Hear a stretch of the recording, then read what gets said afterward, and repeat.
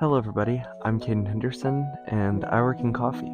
I work at Upshot Coffee in Cottleville, Missouri, and so when I heard about this recent labor law case involving a cafe chain in New York, it really caught my attention.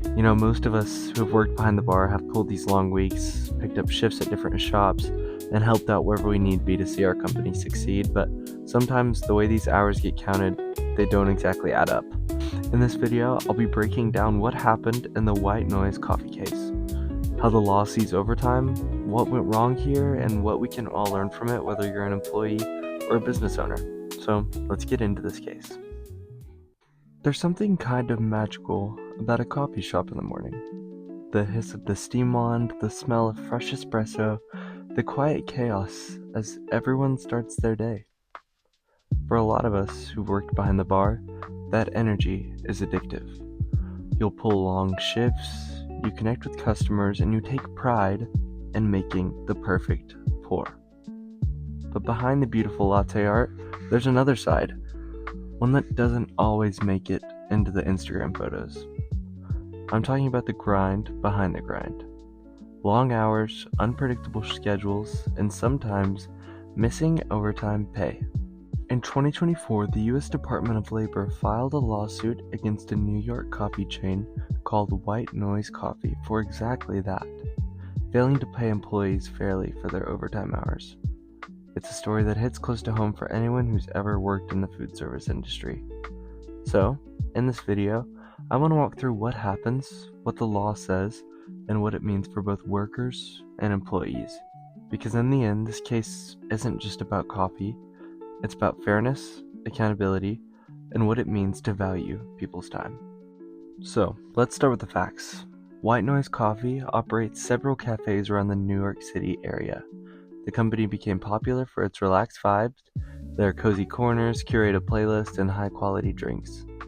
But behind the scenes, baristas began noticing something off in their paychecks. Many of them worked at multiple locations for the same company, maybe Monday through Wednesday in Brooklyn and then Thursday and Friday in Manhattan. Under federal law, if those shifts add up to more than 40 hours in a week, those extra hours must be paid at time and a half. But instead of combining the hours, the company treated each cafe as separate, like they were different jobs. That meant employees could work 45 or even 50 hours total, but never receive overtime. The Department of Labor investigated, and what they found wasn't just a technicality.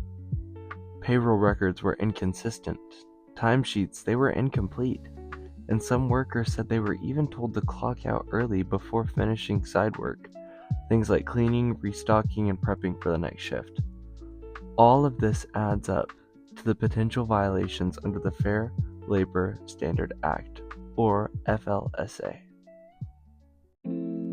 So let's talk about the law. The Fair Labor Standard Act was passed way back in 1938. It set federal rules for minimum wage, record keeping, and overtime pay as well. The core rule is pretty simple. If you're a non-exempt employee and you work more than 40 hours in a single week, every hour after that, you earn 1.5 times your regular rate of pay. But there's a key concept at play here called joint employment. So this idea of joint employment, it sounds really technical, but it's actually pretty simple. Let's say you work for the same coffee company, but at 2 different locations during the same week. Even though you're at 2 different stores, you still work for one employer. That means your hours combined, and once you hit over 40 total, you're legally owed overtime pay. In the White Noise Coffee case, the company treated each cafe as totally separate, which meant a lot of people missed out on overtime that they'd actually earned. The employer can't just split you across store names or addresses to avoid overtime pay.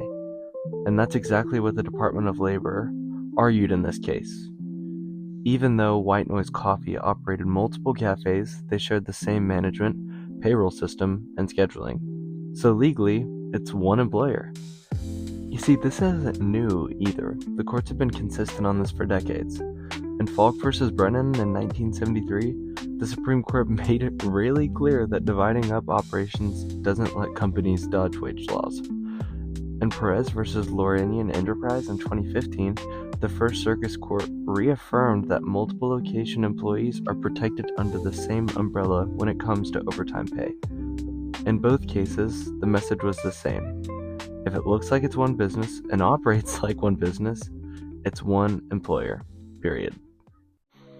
After the investigation, the Department of Labor filed suit seeking back wages, liquidation damages, and civil penalties for White Noise Coffee. This isn't an isolated case. The Wage and Hour Division has made overtime enforcement a top priority, especially in the hospitality and food service industry, industries where wage theft is unfortunately common.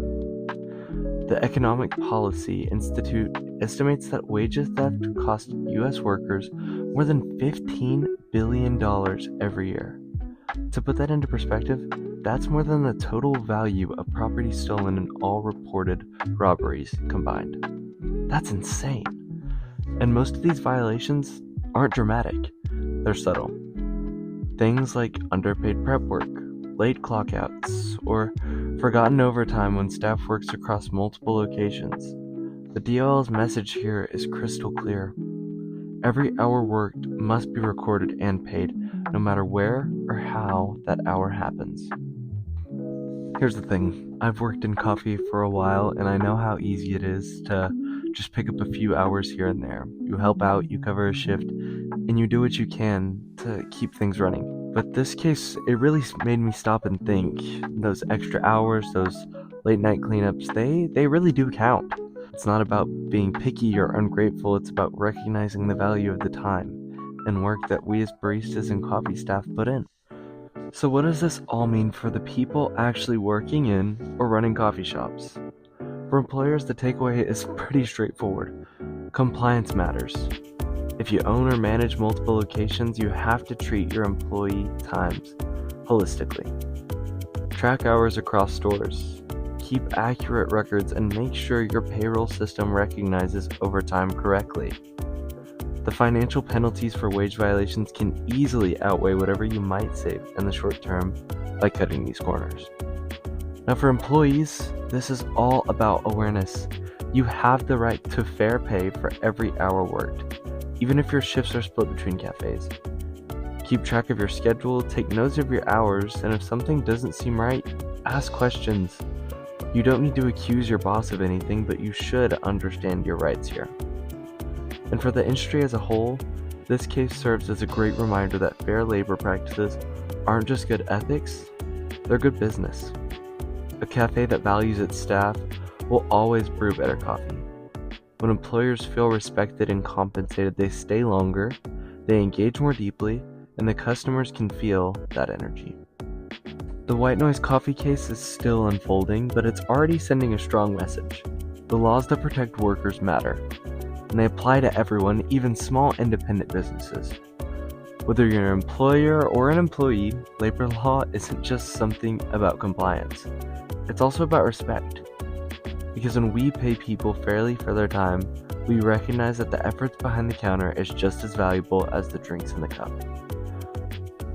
So what do we learn? Whether you're behind the bar or running the business, this case is a great reminder that fair pay, it isn't just a rule, but it's respect. The way we treat workers matters, and when people feel valued, the energy shows in every cup of coffee that we serve. Thank you for watching, and remember, fair pay makes better coffee. See you in the next video.